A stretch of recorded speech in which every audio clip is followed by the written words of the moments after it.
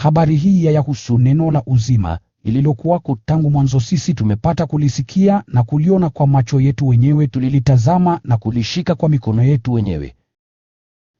Uzima huo ulipotokea, sisi tuliuona, na sasa tunasema habari zake na kuwaambieni juu ya uzima huo wa milele uliokuwa kwa Baba na uliodhihirishwa kwetu.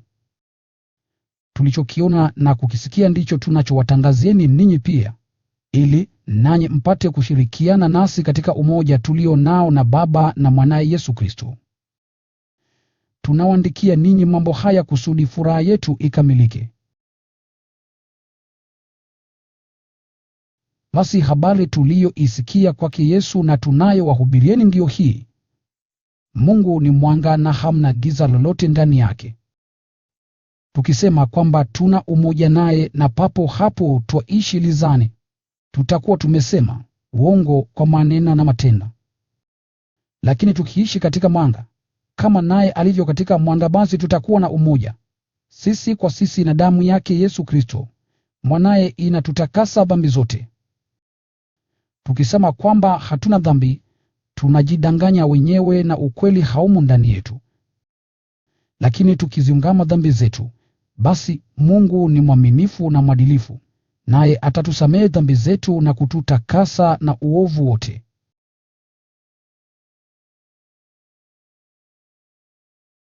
Chapteri. Tukisema kwamba hatujatenda dhambi, tutakuwa tumemfanya Mungu mwongo na neno lake halimo ndani yetu. Watoto wangu, ninawaandikieni mambo haya kusudi msitende dhambi. Lakini ikijatokea mtu akatenda dhambi, tunaye mmoja ambaye hutuombea kwa Baba, ndiye Yesu Kristo aliye mwadilifu kabisa. Kristo ndiye sadaka iondoayo dhambi zetu, wala si dhambi zetu sisi tu, bali pia dhambi za ulimwengu wote. Tukizitii amri za Mungu, basi tunaweza kuwa na hakika kwamba tunamjua. Mtu akisema kwamba anamjua, lakini hazitii amri zake, basi mtu huyu ni mwongo na ukweli haumo ndani yake. Lakini mtu yeyote anayeshika neno la Mungu, huyo ndiye aliye na upendo kamili wa Mungu ndani yake. Hivi ndivyo tunavyoweza kuwa na hakika kwamba tunaungana naye. Mtu yeyote anayesema kwamba ameungana na Mungu anapaswa kuishi kama alivyoishi Yesu Kristo. Wapenzi wangu, amri hii ninayowaandikieni si amri mpya, ni amri ile ile ya zamani mliokuwa nayo tangu mwanzo. Amri hiyo ya zamani ni ule ujumbe mliousikia. Hata hivyo, amri hii ninayowaandikieni ni amri mpya, na ukweli wake unaonekana ndani ya Kristo na ndani yenu pia, maana giza linatoweka na mwanga wa ukweli umekwisha anza kuangaza. Yeyote asemaye kwamba yumo katika mwanga, lakini anamchukia ndugu yake, mtu huyo bado yumo gizani. Yeyote ampendaye ndugu yake yuko katika mwanga, na hamna chochote ndani yake kiwezacho kumkwaza mtu mwingine. Lakini anayemchukia ndugu yake yumo gizani, anatembea gizani na hajui anakokwenda, maana giza limempofusha. Ninawaandikieni ninyi watoto, kwa kuwa dhambi zenu zimeondolewa kwa jina la Kristo. Nawaandikieni ninyi kina baba, kwani mnamjua yeye ambaye amekuwako tangu mwanzo. Nawaandikieni ninyi vijana, kwa sababu mmemshinda yule mwovu. Nawaandikieni ninyi watoto, kwa sababu mnamjua Baba. Nawaandikieni ninyi kina baba, kwa kuwa mnamjua yeye ambaye amekuwako tangu mwanzo. Nawaandikieni ninyi vijana, kwa sababu mna nguvu, neno la Mungu limo ndani yenu, na mmemshinda yule mwovu. Msiupende ulimwengu, wala chochote kilicho cha ulimwengu. Mtu anayeupenda ulimwengu, upendo wa Baba hauwezi kuwamo ndani yake. Vitu vyote vya ulimwengu, tamaa mbaya za mwili, vitu wanavyoviona watu na kuvitamani, majivuno yasababishwayo na mali, vyote hivyo havitoki kwa Baba, bali vyatoka kwa ulimwengu. Ulimwengu pamoja na vitu vyake vyote vyenye kutamanika unapita, lakini mtu atendaye atakalo Mungu anaishi milele. Watoto, mwisho ukaribu. Mlikwisha sikia kwamba adui wa Kristo anakuja, na sasa adui wengi wa Kristo wamekwisha fika, na hivyo twajua kwamba mwisho ukaribu. Watu hao wametokea kati yetu, lakini hawakuwa kweli wa kwetu, na ndiyo maana walituacha. Kama wangalikuwa wa kwetu wangalibaki nasi, lakini waliondoka wakaenda zao, kusudi ionekane wazi kwamba hawakuwa kama wa kwetu.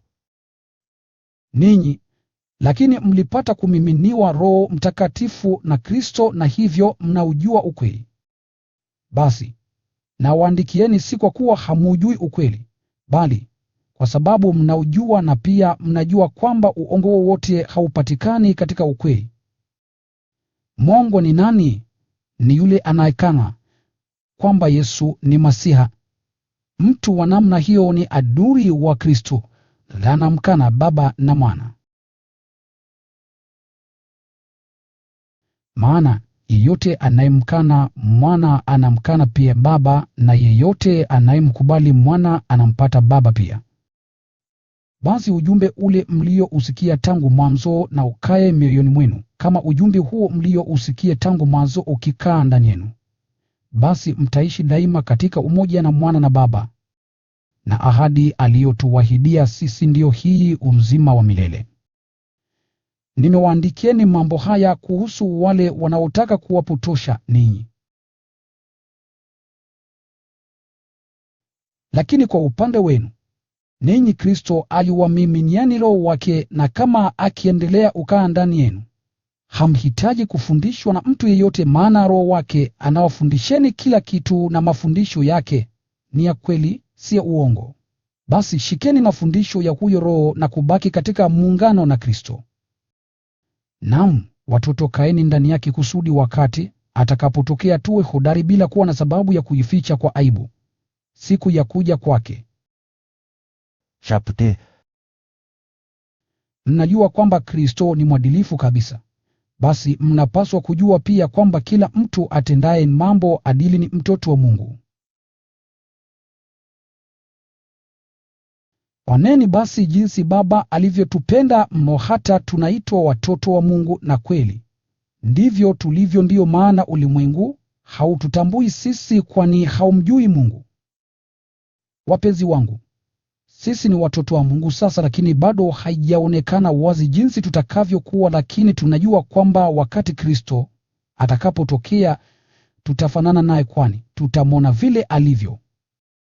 Basi kila mtu aliye na tumaini hili katika Kristo hujiweka safi, kama vile Kristo alivyo safi kabisa. Kila mtu atendaye dhambi anavunja sheria ya Mungu, maana dhambi ni uvunjaji wa sheria. Najua kwamba Kristo alikuja kuziondoa dhambi zetu, na kwamba kwake hamna dhambi yoyote. Basi kila aishiye katika muungano na Kristo hatendi dhambi. Lakini kila mtu atendaye dhambi hakupata kamwe kumwona wala kumjua Kristo. Basi watoto wangu, msikubali kupotoshwa na mtu yeyote. Mtu atendaye matendo maadilifu ni mwadilifu, kama vile Kristo alivyo mwadilifu kabisa. Lakini atendaye dhambi ni wa Ibilisi, maana Ibilisi ametenda dhambi tangu mwanzo. Lakini Mwana wa Mungu alikuja duniani kuiharibu kazi ya Ibilisi.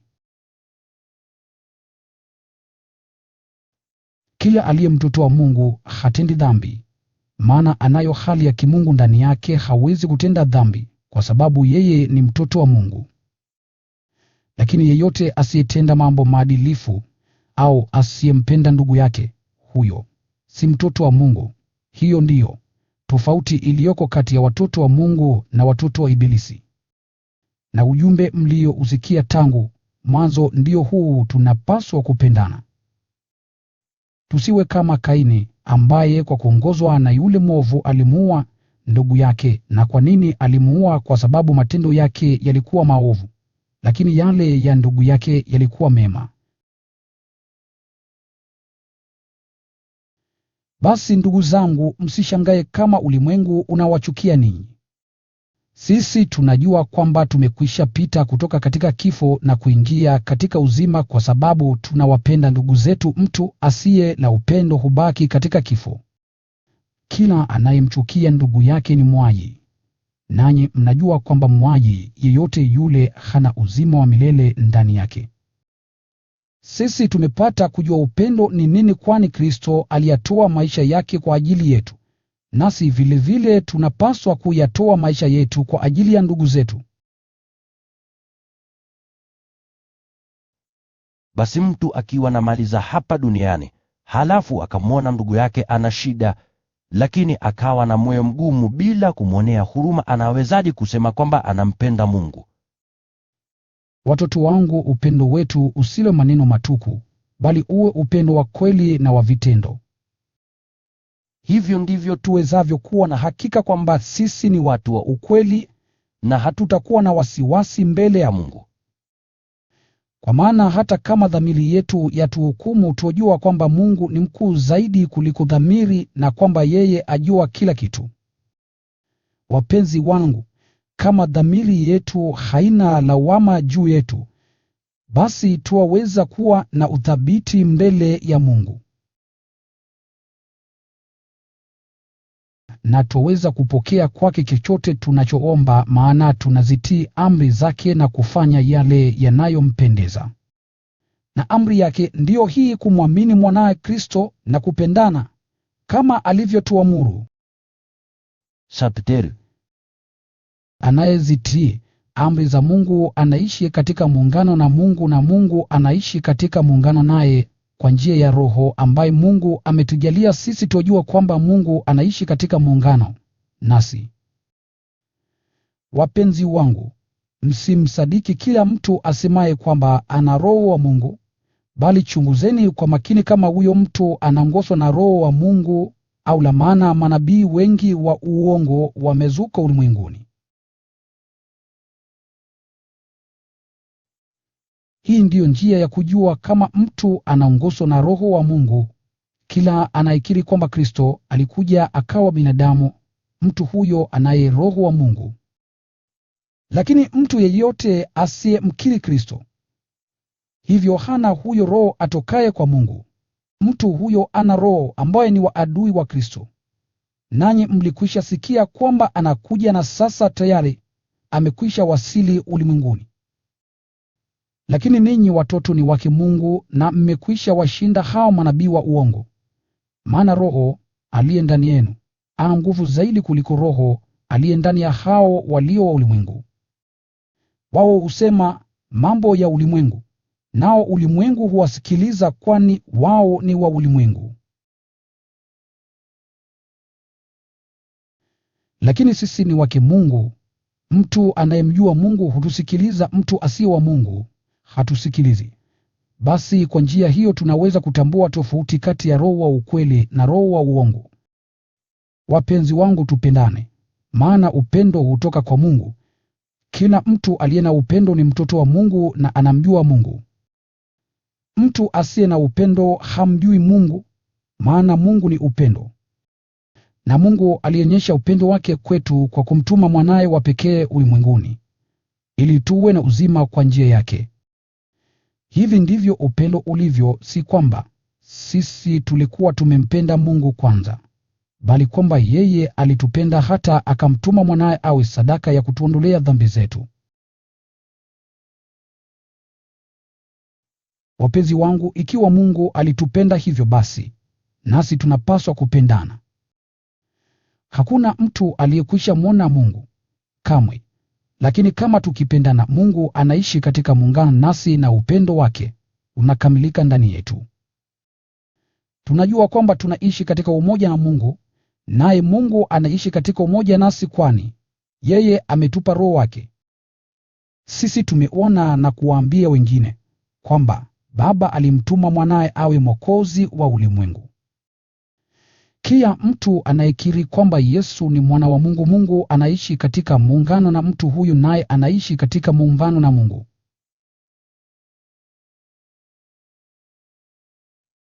Basi sisi tunajua na tunaamini upendo alionao Mungu kwetu sisi. Mungu ni upendo, na kila mtu aishie katika upendo anaishi katika muungano na Mungu, na Mungu anaishi katika muungano naye. Upendo umekamilika ndani yetu kusudi tuweze kuwa na ujasiri siku ile ya hukumu, kwani maisha yetu hapa duniani ni kama yale ya Kristo. Palipo na upendo hapana uoga. Naam, Upendo kamili hufukuza uoga wote. Basi mtu mwenye uoga hajakamilika bado katika upendo, kwani uoga huhusikana na adhabu. Sisi tuna upendo kwa sababu Mungu alitupenda kwanza. Mtu akisema kwamba anampenda Mungu hali anamchukia ndugu yake, huyo ni mwongo. Maana mtu asiyempenda ndugu yake ambaye anamwona hawezi kumpenda Mungu ambaye hamwoni. Chapteri. Basi hii ndiyo amri aliyotupa Kristo: anayempenda Mungu anapaswa pia kumpenda ndugu yake. Kila mtu anayeamini kwamba Yesu ni Kristo, huyo ni mtoto wa Mungu, na anayempenda mzazi humpenda pia mtoto wa huyo mzazi. Hivi ndivyo tunavyojua kwamba tunawapenda watoto wa Mungu, kwa kumpenda Mungu na kuzitii amri zake. Maana kumpenda Mungu ni kuzitii amri zake, na amri zake si ngumu. Maana kila aliye mtoto wa Mungu anaweza kushinda ulimwengu. Hivi ndivyo tunavyoushinda ulimwengu, kwa imani yetu. Nani basi awezaye kushinda ulimwengu? Ni yule anayeamini kwamba Yesu ni Mwana wa Mungu. Yesu Kristo ndiye aliyekuja kwa maji ya ubatizo wake na kwa damu ya kifo chake. Hakuja kwa maji tu, bali kwa maji na kwa damu. Naye Roho anashuhudia kwamba ni kweli, kwani Roho ni ukweli. Basi wako mashahidi watatu: Roho, maji na damu, na ushahidi wa hawa watatu waafikiana. Ikiwa twaukubali ushahidi wa binadamu, ushahidi wa Mungu una uzito zaidi, na huu ndio ushahidi alioutoa Mungu mwenyewe juu ya Mwanaye. Anayemwamini Mwana wa Mungu anao ushahidi huo ndani yake. Lakini asiyemwamini Mungu anamfanya yeye kuwa mwongo, maana hakuamini ushahidi alioutoa Mungu juu ya Mwanaye. Na ushahidi wenyewe ndio huu: Mungu alitupatia uzima wa milele, na uzima huo uko kwa Bwana. Yeyote aliye na Mwana wa Mungu anao uzima huo; asiye na Mwana wa Mungu hana uzima. Nawaandikieni mpate kujua kwamba mnao uzima wa milele, ninyi mlioamini kwa jina la Mwana wa Mungu. Na sisi tuko thabiti mbele ya Mungu, kwani tuna hakika kwamba tukimwomba chochote kadiri ya mapenzi yake, yeye hutusikiliza. Yeye hutusikiliza kila tunapomwomba, na kwa vile tunajua kwamba yeye hutusikiliza kila tunapomwomba, twajua pia kwamba atupatia yote tunayomwomba. Mtu akimwona ndugu yake ametenda dhambi isiyompeleka kwenye kifo, anapaswa kumwombea kwa Mungu, naye Mungu atampatia uzima. Nasema jambo hili kuhusu wale waliotenda dhambi ambazo si za kifo. Lakini ipo dhambi yenye kumpeleka mtu kwenye kifo. Nami sisemi kwamba mnapaswa kumwomba Mungu kwa ajili ya hiyo. Kila tendo lisilo adilifu ni dhambi, lakini kuna dhambi isiyompeleka mtu kwenye kifo. Tunajua kwamba kila aliye mtoto wa Mungu hatendi dhambi, kwa sababu Mwana wa Mungu humlinda salama, na yule mwovu hawezi kumdhuru. Tunajua kwamba sisi ni wake Mungu, ingawa ulimwengu wote unatawaliwa na yule mwovu. Twajua pia kwamba Mwana wa Mungu amekuja akatupa elimu ili tumjue Mungu wa kweli, tuishi katika muungano na Mungu wa kweli, katika muungano na Mwana Yesu Kristo. Huyu ndiye Mungu wa kweli, na huu ndio uzima wa milele. Watoto wangu, epukaneni na sanamu za miungu.